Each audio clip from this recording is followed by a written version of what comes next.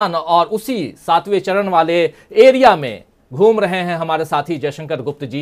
दिन भर घूमते हैं, शाम को हमारे साथ 1.5-2 घंटे बैठते हैं और पूरी चर्चा परिचर्चा हम लोग करते हैं, आप लोगों तक पहुंचाते हैं। आइए सुनते हैं अखिलेश यादव को।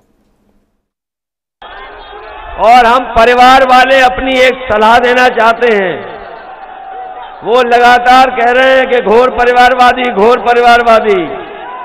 हम परिवार वाले उन्हें एक सलाह देना चाहते हैं। हम परिवार वाले जब कभी अपने घर जाते हैं बच्चों के बीच में, तो कुछ न कुछ सामान और मिठाई लेकर के जाते हैं। हम अपने बाबा मुख्यमंत्री जी से कहेंगे कि जब वो गोरखपुर जाए तो कम से कम अपने गुल्लू के लिए बिस्कुट लेते जाएं।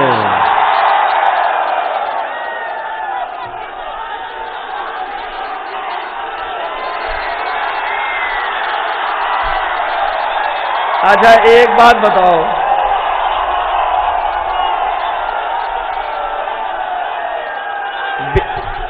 बीजेपी का वोट बताओ, सांड चर गए कि नहीं चर गए? अब कुछ लोग पछता रहे हैं। पछता रहे कि नहीं पछता रहे? इनकी सरकार में मऊ भी सताया गया और गऊ भी सताई गई। गऊ और मऊ दोनों को सताया इन्होंने, क्या नहीं सताया? जयशंकर जी, सीधा आप तक, इनकी सरकार में गौ भी सताई गई, मऊ भी सताया गया। दूसरी बात ये पहली है। दूसरी बात, ये वोट जो है इनके सारे सांड चढ़ गए। कोको ले गई, ये भी सुना। सांड जो है वो चढ़ गए सारे के सारे वोट, ये भी सुन रहे हैं हम। और भी बहुत सारी बातें रख रहे हैं यहाँ पे। बिस्किट गुल्लू के लिए जरूर ले जाना, गुल्लू का नाम जरूर लेते हैं अखिलेश यादव। योगी आदित्यनाथ का जब भी जिक्र करते हैं और वापसी की बात करते हैं और गोरखपुर वापस भेजने वाली बात करते हैं, तब क्या कुछ ग्राउंड जीरो पर मऊ में क्या कुछ चल रहा है, क्या हवा है, हवा किधर जा रही है, जरा ये फटाफट बताइए। फिर इंपॉर्टेंट बात पे आएंगे कि आखिर मोदी ने क्यों मान ली है हार। लेकिन उससे पहले ग्राउंड जीरो पर क्या कुछ चल रहा है वो बताइए। राजीव जी, अखिलेश यादव की जो आज सभा हुई है कोपागंज बाजार में, वहाँ बापू इंटर कॉलेज है कि बड़ी फील्ड है वहाँ, काफी बड़ी। और बता रहे हैं लोग कि हाल के वर्षों में इतनी बड़ी सभा कभी वहाँ नहीं हुई। खैर, सभाओं को लेकर के कोई बात करने का मतलब नहीं है, क्योंकि जितनी सभाएं हो रही हैं अखिलेश यादव की, जहां भी हो रही है, बहुत बड़े पैमाने पे, बहुत भारी भीड़ के साथ और बहुत उत्साहित और रिस्पांस होगा। जब अखिलेश कह रहे थे मऊ और गऊ की बात, तो लोग कैसे रिस्पांस कर रहे थे, तो वो तो एक अलग चीज है। आज मैं हूँ मधुबन में। मधुबन जो हमारा घर है, जहाँ पे मधुबन बहुत बड़ा कस्बा है। यहाँ पे 1942 में अंग्रेजों के खिलाफ क्रांति हुई थी। थाने पे लोगों ने घेराव कर लिया था, गोलियां चली थी, काफी लोग शहीद हो गए थे। और उस शहीदों में मतलब हिंदू भी थे, मुस्लिम जाति थे, समाज के लोग थे। उसी को हम लोग यहाँ साझी विरासत और साझी शहादत की बात करते रहे हैं। उस मधुबन में आज आप देखिएगा कि एक तो दिन में एक रैली हुई, वीआईपी जो बिहार की पार्टी है, प्रगतिशील इंसान पार्टी जो कहते हैं, वो मुकेश सहनी की, तो उनका एक उम्मीदवार लड़ रहा है जो भारतीय जनता पार्टी का बागी उम्मीदवार है, भरत भैया। और भारी पैमाने पे बड़ी भारी भीड़, उसके समर्थन में भी लोग आए थे वहां। और दूसरी तरफ हमने क्या देखा कि हम जब मधुबन बाजार में घूम रहे थे, तो हमारे एक मित्र हैं विजय शंकर मौर्य, वो व्यापारी हैं। वो बता रहे थे, भैया अचानक एक आदमी आके खड़ा हो गया और कहा कि साहब भाजपा को वोट दीजिएगा। पता चला कि वो गृह राज्य मंत्री नित्यानंद राय हैं, जो बिहार से हैं।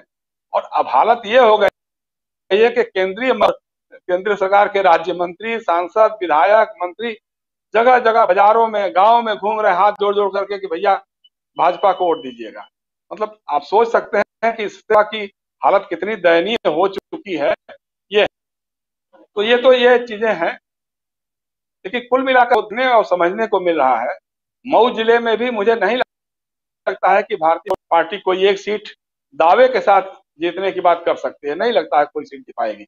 यहाँ जो संघर्ष भी है, अधिकतम सीटों पे समाजवादी पार्टी गठबंधन और पार्टी के बीच में हो रही है। अब वो बहुजन समाज पार्टी का भी कई जगहों पे सामाजिक समीकरण जो है वो बैठ रहा है, और उसके अलावा फिर समाजवादी पार्टी का गठबंधन है। भाजपा हर तरह से एक तरह से लूजर दिखाई दे रही है, लेकिन उनका जो आरएसएस का र्यूमर तंत्र इतना तेज फैला हुआ है, जैसे मुकेश सहनी ने अपने भाषण में कहा कि भाई जहां हमारे उम्मीदवार नहीं हैं वहां आप लोग सपा, बसपा या कांग्रेस को वोट दे दीजिएगा, भाजपा को कतई मत दीजिएगा। मुकेश सहनी बिहार में भाजपा और नीतीश कुमार का जो गठबंधन सरकार है उसमें मंत्री हैं। अब उसको आरएसएस वालों ने ऐसा घुमाया कि साहब हमारा यहाँ अगर मधुबन में हमारा उम्मीदवार नहीं जीत रहा, आप लोग सपा या बसपा को वोट दे दीजिएगा। इसको लेकर के भी काफी रिएक्शन हो रहा है लोगों का कि चूंकि इस ढंग का उनका र्यूमर जो आरएसएस को बोलते हैं ना, र्यूमर स्प्रेडिंग सोसाइटी, तो वो जिस ढंग से सक्रिय है वो काम कर रही है अपने, लेकिन अब उनका मुश्किल यही है कि कहीं कुछ भी काम नहीं कर पा रहा है। जो मतलब आजमगढ़ तो मैं बार बार कहता रहा हूं कि आजमगढ़ में कोई एक सीट नहीं दावे के साथ कह सकता है कि भाजपा वहां जीत सकती है। पिछली बार भी जब चुनाव हुआ था 10 में से सिर्फ एक सीट मिली थी भारतीय जनता पार्टी को, वो रमाकांत यादव जी का बेटा अरुण कांत यादव जीता था, इस समाजवादी पार्टी में आ गए।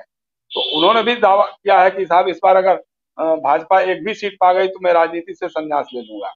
4 बार सांसद रहे, 4 बार विधायक रहे रमाकांत यादव। तो इस तरह की बातें चल रही है, मतलब उसमें कहीं भी डेस्परेशन जो है ना भाजपा का, वो प्रधानमंत्री जी की बातों में भी, उनकी रैलियों में भी, और योगी आदित्यनाथ जिस तरह से कल बोल रहे थे, आपने दिखाया था वो क्लिप दिखाया था गोरखपुर का मतदान करने के बाद, तो उससे एक डेस्परेशन तो बहुत भयानक है, और उसके चलते कार्यकर्ताओं में भी निराशा का भाव दिखाई दे रहा है। कार्यकर्ता कहीं से उत्साहित नहीं है। आप कल्पना कीजिए कि मोदी जी के बार बार प्रणाम पाती भेजने के बावजूद जो छठे राउंड का चुनाव सिर्फ 54 कुछ परसेंटेज वोट पड़ा है।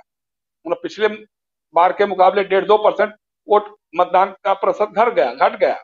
तो सारी अपील सब कुछ करने के बावजूद न तो राष्ट्रीय स्वयंसेवक संघ के कार्यकर्ता सामने आ रहे हैं खुल करके, और न भाजपा के कार्यकर्ता, क्योंकि 5 साल तक जो बेकदरी हुई है आम आदमी की तो हुई है। बेरोजगारों पर तो लाठियां बरसी है, किसानों को तो भूखा प्यासा रखा ही गया है, महिलाओं के साथ तो बलात्कार और जाति और उत्पीड़न और हत्या की बातें हुई हैं, लेकिन भाजपा और आरएसएस के लोगों की भी सुनवाई नहीं। आप कल्पना कीजिए कि विधायक लोग घूम के कह रहे हैं कि भैया हम क्या करें, हमारे पास तो कुछ करने को था ही नहीं। अब अमित वहां से बैठे हैं, बताएंगे कि बना जो नीलकंठ तिवारी जी हैं, विधायक हैं, इस बार भी चुनाव लड़ रहे हैं, राज्य सरकार में पर्यटन मंत्री भी हैं। माफी मांगा 2 दिन पहले उन्होंने लोगों से कि भाई माफ कीजिए, हम आपके इलाके में आ नहीं पाए, आपकी हम सेवा नहीं कर पाए, माफ कर दीजिए आपको। तो ये हालत हो गई है कि इस हालत में भारतीय जनता पार्टी चुनाव लड़ रही है। अब मुश्किल भाजपा की एक और है। जी जयशंकर जी,